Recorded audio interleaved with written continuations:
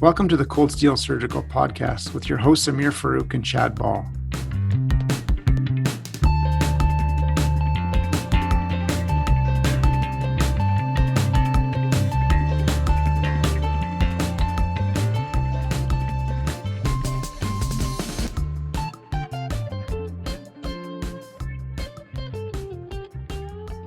Welcome back to another episode in our series for CaRMS 2023. This is a rebroadcast from last year and our conversation with Dr. Mike Ott, former program director for the Western General Surgery Program in London, Ontario. We unfortunately did not get a chance to catch up with new program director, Dr. Julianne Van Konet, but please listen to this rebroadcast from last year and enjoy. Dr. Ott, thank you very much for joining us today on the Cold Steel podcast. It's really a pleasure to have you and all the really hardworking program directors join us for such a session for incoming applicants. And I know you've just been on a 3-hour session for incoming residents as well. And thank you again for joining us. Well, thanks very much for having me. I think this is going to be really exciting to have this go out on the podcast. Can you start by telling us a little bit about the Western Residency Program, please? Sure. I mean, I would describe us as a medium-sized program. We take 5 residents each year. So a total of 25 plus or minus 1 or 2, depending on how things work out every year for our residency training program. We're in Southwestern Ontario. London as a city is about 400 to 450,000 people, but we serve a really large catchment area. I've been the program director for about 10 years. So I'm not new at this as far as program directorship goes. And I think we have a really, really strong program as far as training excellent surgeons and allowing people to get the jobs and or fellowships that they're interested in doing. Yeah, Western has such a great reputation. Can you tell us a little bit about some of the strengths in your mind of the Western program? Yeah, so I think that, over the years, I've kind of come to realize there are 3 important components to any training program. One is clinical volume.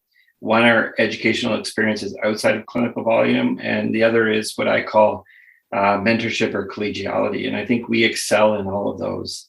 As far as clinical volume goes, for those of you that may or may not be aware, Southwestern Ontario is a large area, even though London itself is a smaller city in comparison to some of the very large cities in Canada.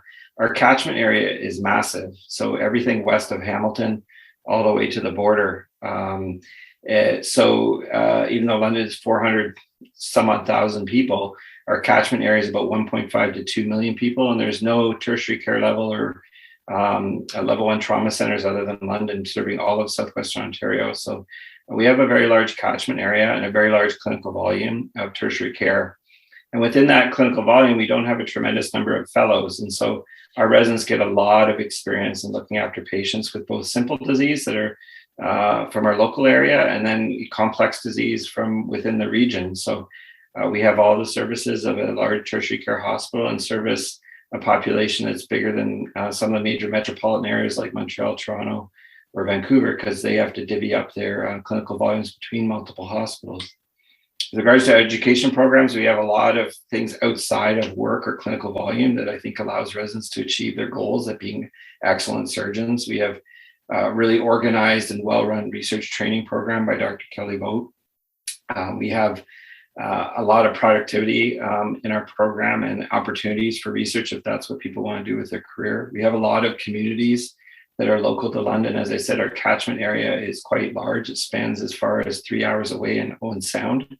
And so we have a lot of community partners where residents can go and work in these smaller communities that range anywhere from 30,000 up to 40, 50,000 population base.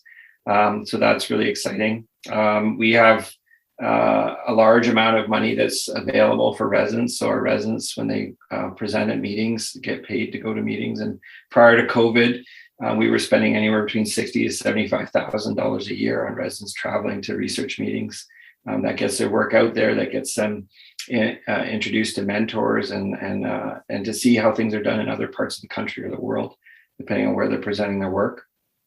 We have a very innovative trauma simulation program run by Dr. Rob Leeper that includes video feedback and play-by-play and discussions and Our residents, as they come into the program, get added to a team.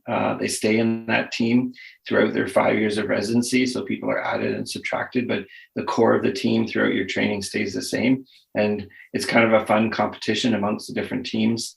You stay with that group of individuals through your trauma simulation throughout the 5 years, and that creates some really good relationships. And then we have a really strong journal club program that includes going to restaurants.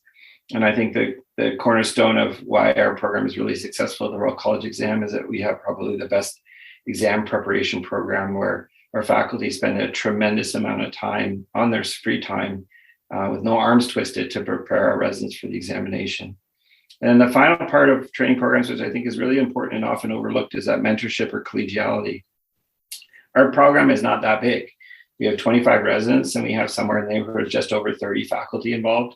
We have 2 main training sites, and even though we're a big hospital that does a lot of important work, everyone knows each other. Everyone cares about each other. Our residents often describe it more as a family relationship than really being a work relationship. And our faculty are very, very invested in our residents. Education is one of the pillars of our training, of our program within the Division of General Surgery and the Department of Surgery. It's a very important thing to our program. It's something that we pride a lot of. And so it's easy to find mentors. It's easy to find friends. A lot of our faculty treat our senior residents more like peers. There's independent operating that occurs as you get into later stages of your career. And I think that people find that it's a very comfortable place to work. If you work really hard and do a lot of hard work and no one appreciates the work you do, then you get burned out pretty quickly. When you're in a place where you might work hard, but everyone really appreciates what you do and demonstrates that appreciation by investing in you or buying you lunches, buying drinks, going out places together, doing things together, caring about your life outside of work, then that makes you feel very important, and it creates a sense of belonging, which I think we have. And so I think those 3 areas, the clinical volume, the programs outside of just the clinical work, and then that feeling of belonging and collegiality makes us an excellent place to train. And that's why, to be honest, in the 10 years that I've been a program director, no one really has left the program. We don't fail people out of the program. We bring people up to where they need to be, and people don't transfer out. In fact, we've had more people transfer in the 10 years than we've had transfer out of the program. And I think that it really speaks to the feeling that once you're in and you belong, and everyone's going to invest everything in you to make sure that you're an exceptional surgeon by the time you're done. So I think those are the main things that I would highlight about our program. You know, Mike, I think that's beautifully said. And I think from the outside, it sure seems like that. You know, the collegiality and the tightness of your group, both on the trainee side as well as the faculty side in London, is clear, I think, to the rest of the country. Beyond that, though, you know, you guys have really graduated some real icons and some true giants in surgery over many, many decades. More recently, you've reintegrated a lot of these really great graduates back into your own faculty and your own program. Curious if you could give some of the applicants a sense of what your graduates on average go on to do, fellowships, community jobs, direct entry work, whatever that would be. Yeah, so I think if you were to look over, again, the 10 years that I've been involved, and to say, well, how many go on to fellowship and how many work in the community, it's probably somewhere in a neighborhood of 60 to 70% would do fellowship. And about 30 to maybe 40% would go and work directly in the community when they're done. It changes every year. Some years we have 2 or 3 that want to work in the community and not do extra training. And so then when someone does fellowship, that doesn't always mean that they're going to go on to do an academic job. So we have a number of individuals that have done extra training in the area of critical care, colorectal, even HPB, and then have decided not to work in academic centers, but work in large community hospitals. And so that's always a great thing too. Our residents are highly competitive for sought after fellowships. They do very well because not only do they get a lot of great references and we have a lot of connections, but they're given the freedom to do the things that they need to do within their training program to make them strong applicants. And so our residents populate all kinds of things. We have a number of individuals that have taken jobs in Stratford and St. Thomas, which are local towns that are not that far from London, that have anywhere between 50 to 100,000 people. Then, Sarnia or Windsor, which are slightly bigger cities. And then I've been very proud that we've populated a bunch of academic spots across the country. There's individuals that work in Calgary. We've had individuals take jobs in Saskatchewan, Ottawa. Some have come back to London and contributed to our faculty, but we're slowly starting to infiltrate in a bunch of different areas. And so I think the main thing is that about our programs, we don't have a prototypical graduate where we say, if you come to Western, this is what you're going to be, rather than we work with our learners to decide what is their career goals. And then sometimes that takes a year or two for them to figure that out. And then we figure out how we're going to make that happen. The only thing that we demand is that people be exceptionally good surgeons by the time they're done their training, and we make sure of that. But as far as what their career goals are, we're interested in supporting them to be the best wherever they're going to be. So if they're going to go to a community hospital, then they're going to be the best surgeon that community hospital's ever had. If they're going to be an academic surgeon, then they're going to be highly functional, not just in surgery, but in all the other components of academia, administration, research, and otherwise. And I think we have the building blocks to create a successful career for whatever someone wants to aim for. And I think that's the nice thing about our program. That is a little bit different than some other programs, is that there's flexibility built in the system. We don't have kind of, if you will, what a Western graduate is other than an exceptional surgeon. The rest of it is really what do people want to do. And we spend a lot of time trying to figure out what's important to our learners and then figuring out and tracking a mechanism for them to achieve that success over their time with us and after us. So I'm very, very proud of the graduates we have. We have some pretty exceptional people working in London and some pretty exceptional people working both in Canada and the United States. And I think are some of the leaders and will be some of the leaders moving forward in Canada in surgery. Dr. Ott, one of the unique things I think about Western is some of the research opportunities. And I think, and correct me if I'm wrong, residents can actually take a year off during their residency to pursue research, like a formal research year. Can you tell us a little bit about that? Yeah, so we have a very extensive research program. We recognize that not everyone wants to do a ton of research or have an academic career and that focuses on research. However, we believe that it's very important if you're going to be a surgeon, particularly practicing in North America or anywhere in the world at this point, that you need to be facile with how research is done and to interpret research properly. And part of that is being engaged in research. So we kind of have three different streams for people who are meeting their research requirements to learn the basics of what they need in order to interpret and the literature and to be exceptional surgeons that understand how the world is changing because the practice changes, all the way up to people that are aiming for academia and want to do, for example, a randomized controlled trial. And so we have different streams and residents kind of choose which of those three streams they want to be in. We have an exceptional research director, Dr. Vogt, who's very involved in research nationally and trauma. And she makes sure that everyone is doing what they need to do when they need to do it and gets the support they need to do it. But as far as taking time out, it's really quite flexible. We've had residents take a year to do what we have a local program. It's a master's of surgery. It's a thesis derived degree through the university. It's a 1-year program. It's meant to be done during some of the clinical work. So fellows and residents will often engage in that. We've had residents take 2 years out to do a more formal master's, whether that be basic science or otherwise. And then we even have a resident who's just returned after 4 years of completing their PhD in epidemiology at Harvard University. So again, there's no real formula. It's more about what career you're wanting to do. If you come to Western, you're going to be engaged in research. And if you say you're not interested, that doesn't matter. That's a requirement of our program, and we don't make any excuses for that. But the level of which your engagement is in research is going to be variable depending on your career goals. But we design our training program with a lot of flexibility to meet a learner's needs.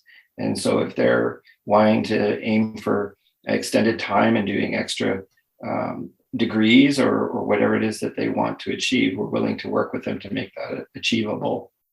So we definitely have flexibility in that manner. That's superb.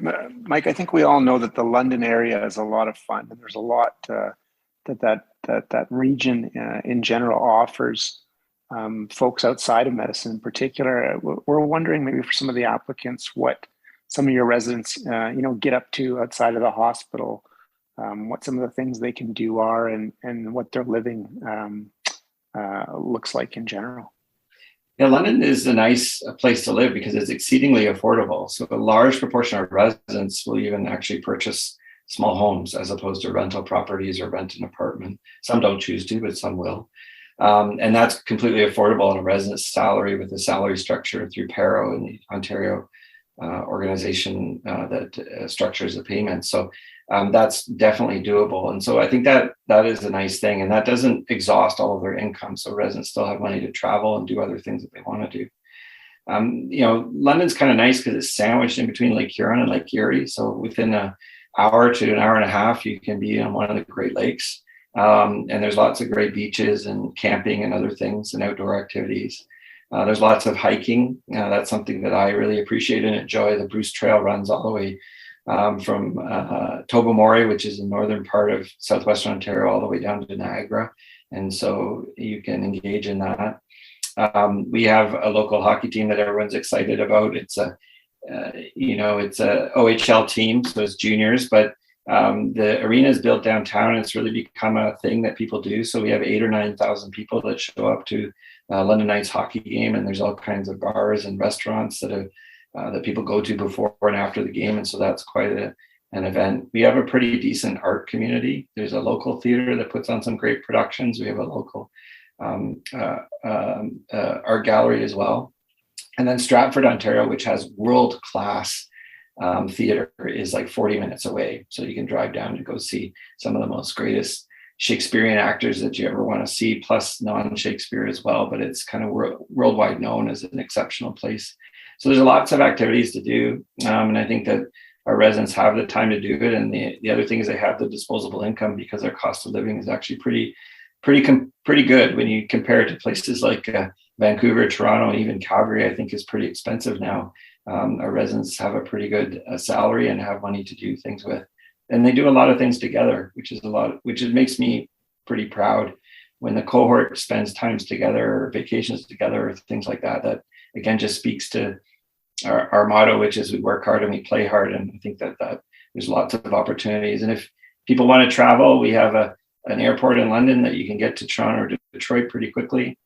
And then if you want to drive to Toronto and Detroit, that's 2 hours either way. So we're kind of nicely nestled in this part of southwestern Ontario that has a lot to offer, and everything's close by. So I think it's a great place to live. It's been a great place for me to raise my family. So, well, that sounds absolutely lovely. Dr. Ott, just in closing, we were wondering if you could tell prospective applicants something that they might find surprising about the program, and also if there's any other things that you would like prospective applicants to know about Western. Yes, I think the most surprising thing is that, and this has been something that's long standing, but often Western has a reputation of being a very, what people would describe as a hard program. I'm not sure how that became or why it became, but certainly residents or students often come and ask about that. And I'm not sure where that's come from. I certainly think we have a lot of expectations of our trainees. We give them a lot of autonomy. We want them to be decision makers with backup, obviously. But this idea that it's a cold place to work, if you ask our residents, that's not the case. They feel very well cared for. We've had lots of residents engage in all kinds of activities with our faculty. We really treat them more like, if you will, family or children in a sense, as opposed to residents. And so if you come and spend time in London, and unfortunately, because of COVID, the applicants aren't going to be able to spend time in London. But over and over and over again, residents that are not from London will tell me they were a little fearful of coming, but when they came, they were hooked and they decided to stay. And we have residents from all across the country.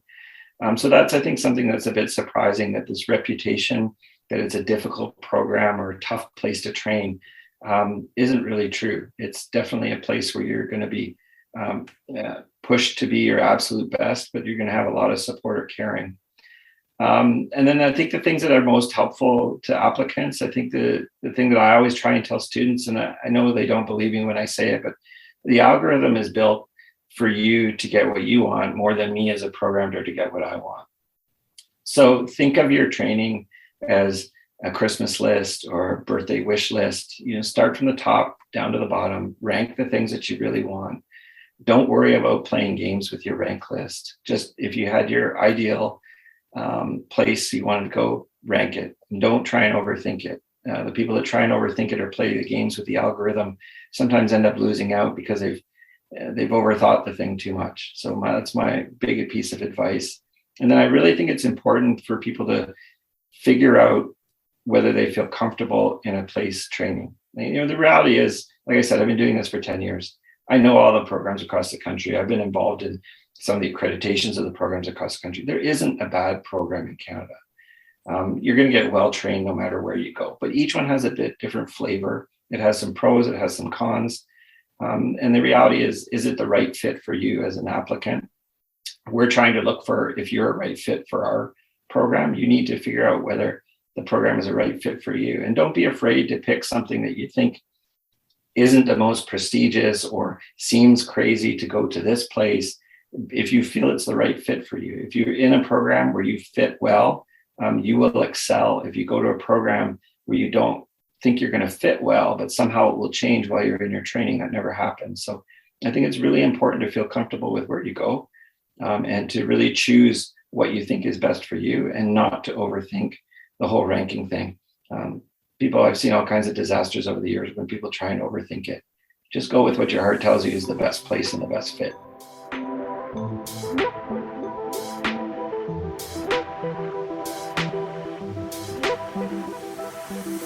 You've been listening to Cold Steel, the official podcast of the Canadian Journal of Surgery. If you like what you've heard, please leave us a review on iTunes. We love to hear your thoughts, comments, and feedback, so send us an email at podcast.cjs@gmail.com or tweet at us at CamJSurge. Thanks again.